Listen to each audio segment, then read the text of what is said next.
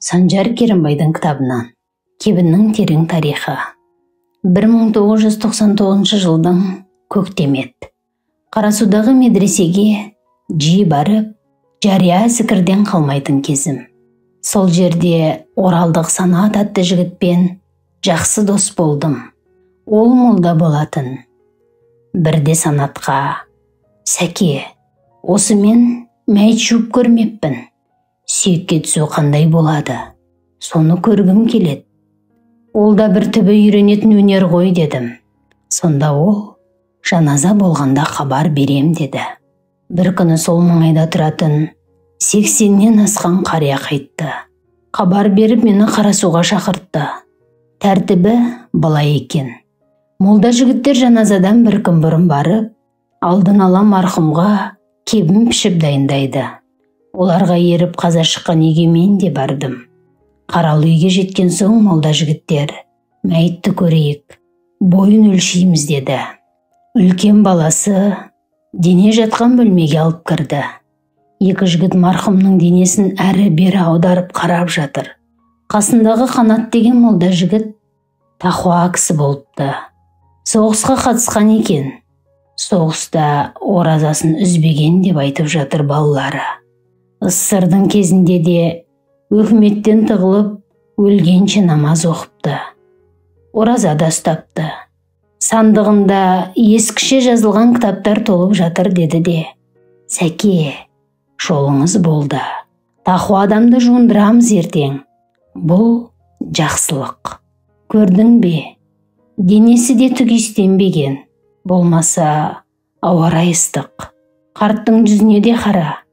Нұрланып жатыр. Бейне бір тірі кісі сияқты. Тақуа адамды жуындырған, әрі жағымды, әрі сауапты іс». Расында да маған мәйіт қорқынышты көрінбеді. Қария ұйықтап жатқан кісі сияқты. Соғыста бір санына снарядтың жарықшағы тиіп, жарты етін жұлып кетіпті. Молдалар денені көріп болған соң кеттік ішке деді. Үйге кірген соң балалары бір құшақ ақ шыт мата алып келді. Мен матаның қомпиған көлеміне қарап ішімнен бір адамды кебіндеуге осынша мата кете ме екен деп ойладым. Екі жігіт нағыз молда екен. Өз ісінің қас шебері. Шытты алды да қайшымен сатырлатып кесе бастады. Бұл тесіктермен жіп өткізіп байлайды екен. Екі шетінен жіңішкелеп жыртып, кебіннің өзіне қалың жіптер жасап жатыр. Мен: «Бұл не үшін?» дедім. Олар: «Шарты солай. Адам ақыретке бұл дүниеден бір сабақ жіп алмай кету керек. Сондықтан кебін тіккенде ине мен жіп араласпайды. Қайшымен қиясың, қайшымен тесесің. Шыттың өз жібін өзіне жаратасың» деп кебін пішіп жатыр. Қарап тұрсам кебіннің саны 3-ке жетті. «Неге 3 дедім. «Екеуі 3 көйлек. Кейде май кісі деп те атай береміз. 3 киім сияқты ғой. Ал мына оратылған 3 белбеу денені 3 жерден буу үшін керек» деді. Сосын матадан мәйітке жуындыратын қолғаптар жасай бастады. Оны да бір сабақ жіпсіз жасап шықты. Олардың өнері мұнымен де бітпеді. Енді олар жыртылып алынған бір жапырақ матадан шиыршықтап жазатын қалам сияқты жіңішке заттар жасады. «Мынау не?» дедім. «Бұлар тісін тазалайтын щеткасы. Ал мынау мұрнын тазалағыш. Ал мына екеуі құлағын тазалайды». Ондай заттарды бірінші рет көріп, бірінші рет естідім. Екі жігіт кебіндерді бүктеп, бірінің үстінен бірін жинай бастады. Астында жалпақ 3 кебін жатыр. Сосын белбеулер, одан кейін қолғап, одан соң тісі мен құлағын тазалайтын бұйымдарды қойды да балаларын шақыртып көрсетті. Марқұмның соңғы бұйымдары пирамида сияқты қаланып қалды. Ертесіне мәйітті жуындыру басталды. Екі молда ісіне барынша ыждахатпен кірісті. Дененің жуылмаған жері қалмады. Сабындап, көпіртіп, сапалы шомылдырып, денені жарқыратып шығарды. Құлақ, мұрын, ауыз қуысы түгел шайылды. Тірі адам тап осылай тазарып, жуына алмас сірә. Бәрі біткен соң сүйекке түскендер барынша баппен қимылдап, денені киіндіре бастады. 2 қабат тап-таза көйлек кигізіп, сыртынан кебіндеді. 3 жерден буып, ақырға аттануға дайын жатты. Бір туысы «Әтір себеміз ба?» деп сұрады. Қажеті жоқ. Күн ыстық болса да істенбеген. Оразаны үзбей ұстағаны қандай жақсы болған. Біз кейде насыбай ататындар мен темекі шегетіндердің сүйегіне түсеміз. Оларды неше рет жуындырсаң да тазармайды. Денеден аққан су жап-жасыл болып ластанып кетеді. Мейрам су шақ келмейді. Денесі сонда да сасып кетеді. Әтірді соларға себеді, деді Қанат молда. Мен осыған қарап тұрып, осының бәрі қайдан шықты екен? Марқұмды бір сабақ жіпсіз шығарып салуды қайдан үйренген? Неге 3 қабат киіндірді деп ойлап кеттім. Осыға дейін жалаңаш адамды бір қабат матамен кебіндеп жерлейді деп келіппін. Адамды не себепті 3 қабат кебіндейтінін арада 15 жыл өткен соң салт-дәстүр сөйлейді кітабын жазып жүргенде бірақ білдім. Оның да қызық аңызы бар екен. Енді осыған тоқтала кетейік. Оқиға қадым дәуірінде болған. Ұлық Алла Адам ата мен Қауан аға бидай ағашын жеуге тыйым салады. Ібіліс есебін тауып, алдап сулап, Қауан аны көндіреді. Қауан еркелеп еріне жегізеді. Ері келіншегінің көңілін қимай бидайды жеп қояды. Осылайша Құдайдың сынағы басталады. Асқазанға жерге өсетін ас барған соң қорытылады, артынша дәрет қысады. Пейіш былғанары анық болды.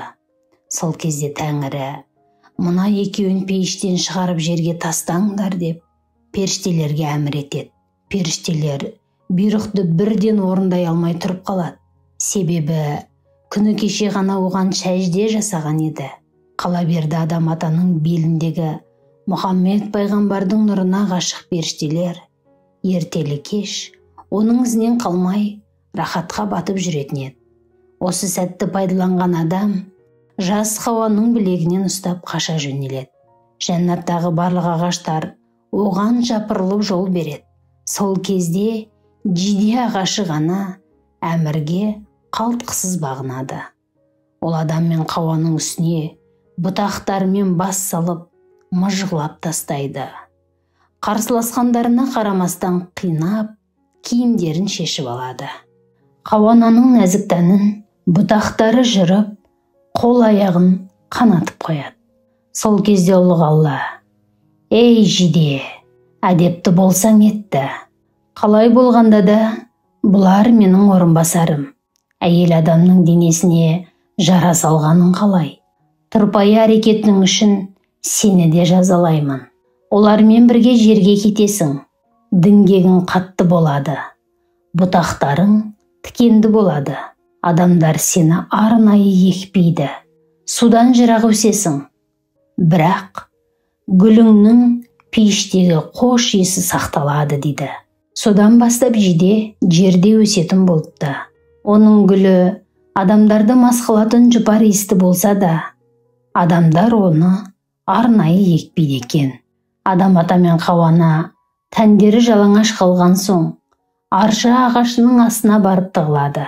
Арша оларды бұтақтармен бүркеп көрсетпей жауып қалады. Аршаның адамға жаны ашып болысқанын Тәңірі қош көреді.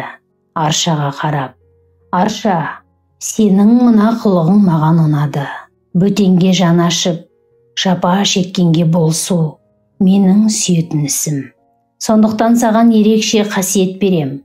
Бұтағыңа 1001 шипа дарытам. Бұтағыңды отқа жақса, сенің түтініңнен жын шайтан тұншығатын болсын», дейді. Содан бастап арша ерекше қасиетті ағашқа айналыпты. Адамдар аршаның бұтағын отқа жағып, отбасы ошақ қасынан жын шайтанды аластап қуатын болыпты. Содан не керек? Алланың әмірі екеу болмайды. Адам ата мен Хауана жерге барып, азапты өмірін сүруге амалсыз көндігіп тұрады. Оларды жалаңаш болғандықтан, әуретті жерін қолмен жауып, қатты қысылып, ұялып тұрады. Осы кезде інжір ағашы оларға өзінен жапырақ беріп жатып: «Ей адам, мына 3 жапырақты ал, үстіңе көйлек тігіп киерсің. Алланың халифасына жалаңаш жүрген жараспайды. Хауа, сен 5 жапырақ ал. Саған омыраңды жауып тұратын 2 жапырақты артық берем. Әуретің жабық жүрсін, ұят болады» дейді. Олар сол кезде ғана жалаңаш тәндерін жапырақпен жауып, шыдатпай бара жатқан ұяттың азабынан құтылады. Тәңірі олардың осы інжір берген киімімен жерге түсіп, дүния тіршілігін бастауына рұқсат етеді. Інжірдің мейірім шапағатын ұнатып: «Інжір, ісіңе ризамын. Мен мейірім шапағат еткенді жақсы көретін, рахымды кең Құдаймын. Маған сенің жұмсақтығың ұнады. Адамға жаның ашып, оларға болысқаның үшін саған да айрықша қасиет етем. Адам ұрпағы сенің жемісіңді аршымай жесін. Қабығың да, дәнің де 1001 дертке шипа болсын» дейді. Содан бастап інжірдің жемісі адамзат үшін ең дәмді, ең пайдалы жидектің түріне айналады. Осылайша адам ата жер бетіне 3 қабат киіммен келеді. Хауананың үстіндегі 5 қабат көйлегі ғана болады. Олар өлгенше осы киімді үстерінен тастамайды. Дәм тұзымен көрер күні таусылған соң бақиғаттанады. Ұрпақтары оларды әу баста пештен киіп келген киіммен шығарып салады. Содан бастап ер адамды 3 қабат, әйел баласын 5 қабат етіп кебіндеу салтқа еніпті деседі.